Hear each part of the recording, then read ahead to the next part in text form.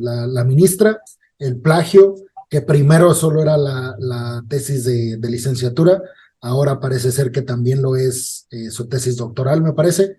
No, su tesis de maestría, ¿verdad? Primero. Doctorado, No, ahorita doctorado, pero ¿cuál era la otra? Sí, de la de licenciatura. licenciatura Ah, en la ok. UNAM de Derecho. Licenciatura en la UNAM de Derecho y bueno, también ahorita se está descubriendo, ya tiene días que se dio a conocer la noticia también sobre, sobre su posible plagio en su tesis de doctorado. Va, yo nada más quisiera empezar el tema diciendo que a mí me parece muy absurdo escuchar a Andrés Manuel López Obrador primero durante toda una vida política que él ha llevado, decir que el problema de México es la corrupción, y no puedo creer que ese mismo discurso no lo aplique en la ministra. Yo sé que puede sonar muy simplista esto que estoy diciendo y podría interpretarse como una crítica vacía o banal a Andrés Manuel, pero me parece que la corrupción empieza ahí, o sea, eso es la corrupción en México, que se facilitan los pasos que tiene que seguir una persona para escalar puestos políticos, puestos en instituciones privadas, aquí en el país. Entonces, me parece que minimizar, porque lo hizo, o sea, dijo como, digo, eso, ojalá los problemas de México fueran plagiar tesis. Pues sí, o sea, sí es el problema. Eh, Nos acostumbramos como país a estar buscando atajos y a caer en corrupción. O sea, desde que intentamos darle mordida a un policía, hasta un plagio de una tesis o hasta robar dinero público, pues me parece que el problema es el mismo, la corrupción. Mira, es un tema que creo que tiene mucho que ver con el tema de El Salvador, porque pues cuando se cubre los temas de México es narcotráfico, corrupción, García Luna, y ahora se está hablando de esto a nivel internacional. Ya salió la Complutense de Madrid a desmarcarse de ese doctorado y demás. Pero efectivamente, como tú lo dices, creo que son atajos, ¿no? Yo aquí he tenido en mi oficina a chicos o chicas que descubro que hicieron plagio, que tú como docente, si realmente lees los ensayos, lees lo que escriben, enseguida te das cuenta que eso no lo escribió la persona, ¿no? Yo también por eso luego en clase los hago que escriban a mano y decir, bueno, a ver, confróntate con la forma en que tú estás escribiendo, pensando, analizando. Entonces me parece que ahí es un tema que viene de muchas áreas, ¿no? Primero, su asesora, ¿no? Sus lectores. O sea, es decir, alguien leyó esa tesis, dos personas más la leyeron, tres personas, ¿no? No encontraron eso. Después otra vez, ¿no? La náhuac, ahí está, ¿no? Que ya escuchaba ayer que la gente de la náhuac y demás ya está exigiendo a las autoridades que tomen cartas en el asunto. Y además la náhuac ya se desmarcó, dijo, bueno, ya después de que 3 años que se dio el título a alguien, ya no se puede volver a revisar. Entonces me parece que sí nos pone un poco a analizarnos como sociedad, ¿no? Porque el tema académico, yo que lo vivo aquí a diario, sí es un tema de la universidad te forma, ¿no? Me parece que no es solo una cuestión de una calificación, un título, sino qué vas a dar. Y no es una abogada que esté aquí litigando divorcios, ¿no? Que esté viendo el tema de pensión alimentaria, que no es que lo minimice, pero es una ministra y dices, carajo, eran sacado, ¿no? Al menos decir pide licencia y arregla, perdón por la palabra, el desmadre que traes con tus temas académicos.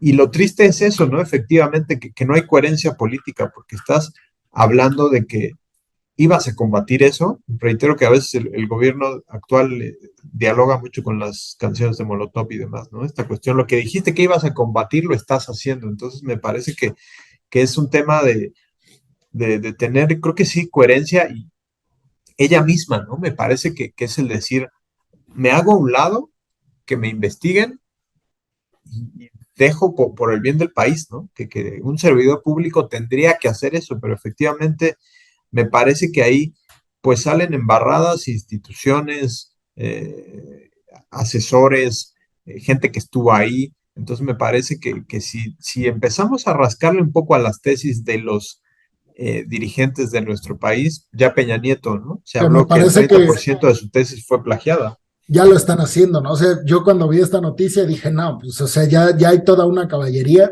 buscándole a tesis, sí, a los procesos que llevaron a cabo para titularse, todos los que posiblemente van a ser los contendientes para las candidaturas del 24. Y fíjate, dos cosas. La primera es que después se da a conocer que, pues, que era no solamente cercana a AMLO, sino, o sea, muy cercana, por es esposa de Riobó, uno de los principales, ¿cómo decirlo? De los empresarios que están ganando, sí, de los empresarios en el sector de la construcción que más están ganando las licitaciones, las competencias por construir los proyectos del gobierno. Entonces, o sea, hay, hay pocos argumentos para defender que no hay conflicto de interés. Tal vez no hay algo ilegal en la cuestión de Riobó, pero este conflicto de interés constante que se vive en la política de México y en la de muchos países, pues, pero estamos hablando de la de México, a mí sí me parece vergonzoso. O sea, yo a veces digo como, híjole, no pensarán que esto se va a saber y pues que la gente, digo, mismo Obrador ha dicho, o sea, los mexicanos no son tontos, pues que se vea, ¿no? Porque hay que empezar como tú dices, a tejer un poco de lazos entre los acontecimientos que están ocurriendo en México y te das cuenta de que, pues, o sea, a final de cuentas elegimos lo mismo de siempre, un país que dice que, un gobierno que dice que va a acabar con todo lo malo que han dejado los demás y después te das cuenta de que, pues, poco y nada cambia. Entonces, eso por un lado, la figura de Riobó que está detrás de la ministra, y por otro lado, el tema que tú tocaste, que me parece es el más lamentable, porque se supone que la Suprema Corte de Justicia es el último órgano que tenemos para apelar a que se respete la Constitución, nuestros derechos como mexicanos, y pues te das cuenta de que digo, es obvio que hay intereses y que están puestos ahí muchos, pues para favorecer a los distintos poderes en México, pero así de escandaloso, así de corrupto el tema. O sea, a mí también me parece que en cualquier otro país nadie le tiene que decir que renuncie. O sea, uno hasta por vergüenza presentas tu renuncia y te vas, ¿no? Es que, ¿qué podrías hacer? Sí, es muy lamentable, ¿no? Me parece que aquí yo lo único que rescato de este tema es que la prensa sirve de algo. O sea, el país fue quien hizo esta investigación, quien abordó. Ya a mí me gusta mucho leer prensa internacional, cómo cubre México, porque me parece que es interesante ver la mirada extranjera, la mirada del otro que ve a tu país.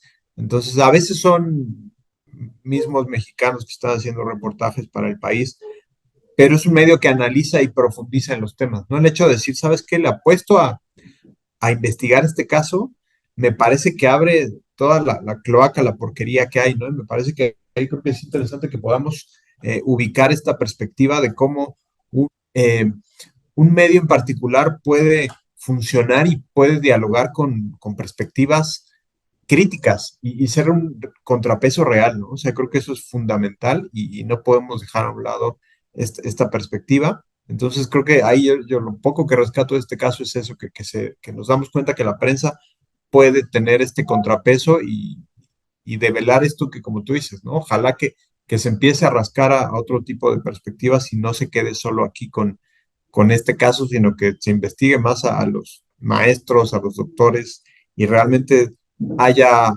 pues una exposición pública, ¿no? Y que el que quiera volver a hacer un plagio lo piense dos veces.